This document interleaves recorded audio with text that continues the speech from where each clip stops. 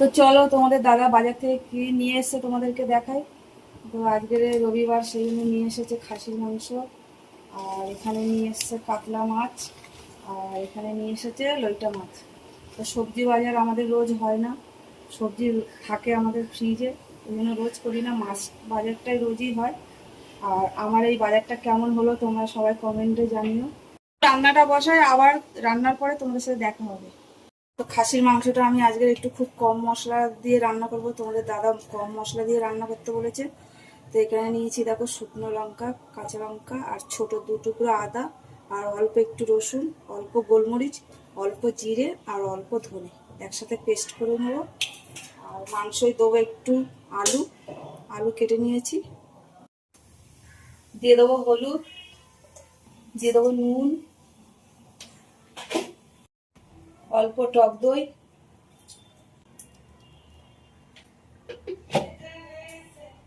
তেল। মা মাংসটা ভালো করে মেখে দাও, মাংসটা কিন্তু আমার মা মাখছে। মাংস আলু ভাজার জন্য কড়াইটা বসিয়ে দিলাম, দিয়ে দেবো তেল। তেল গরম হয়ে গেছে, ভাজার জন্য আলুগুলো ছেড়ে দেবো। দিয়ে দেবো একটু হলুদ,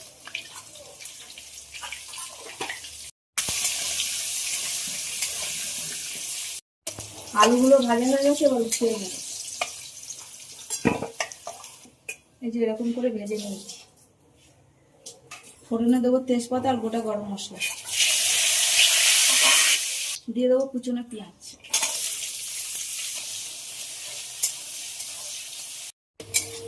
পেঁয়াজ খুব ভালোভাবে ভাজা হয়ে গেছে, এবার দিয়ে দেবো মেখে রাখা মাংসগুলো।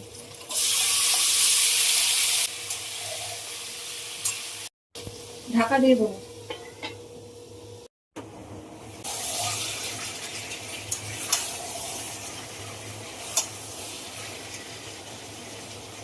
দিয়ে দেবো কেটে রাখা টমেটো গুলো, আবার ঢাকা দিয়ে দেবো।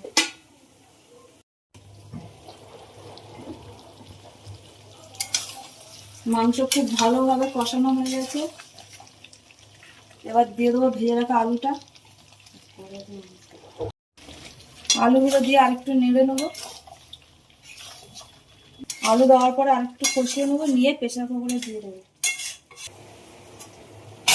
প্রেসার কুকারটা বসিয়ে দিলাম, প্রেসার কুকারে ঢেলে দেবো।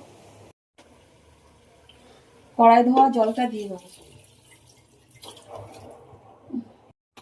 প্রেসার কুকারের ঢাকনাটা আটকে দেবো।